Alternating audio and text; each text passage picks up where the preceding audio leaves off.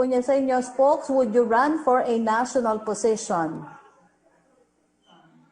Ako po, well, patuloy pa rin po ang pagdadasal ko dahil noong 2019 nga po, nagplano ko na magsenador. Ako naman po ay nagkasakit, no? At grabe po talaga yung impact sa akin ng disappointment na hindi ako nakatakbo.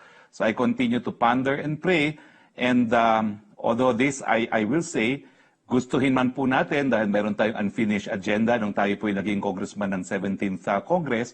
Ang tanong po natin yung pondo kasi sa panahon ng COVID, napakahirap po talaga mag-raise ng pondo at kinakailangan na napakalaking halaga para makatakbo at manalo sa Senado.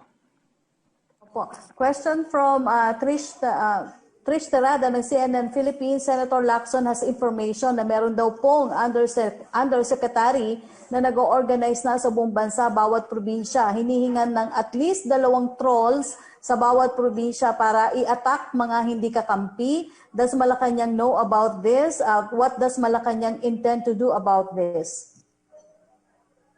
Wala po kaming alam dyan. Hindi po yan na pulisiya ng gobyerno.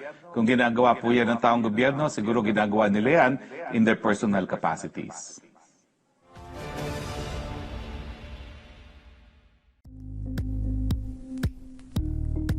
Thank you for watching Politico TV. Please like and subscribe to our channel for more videos.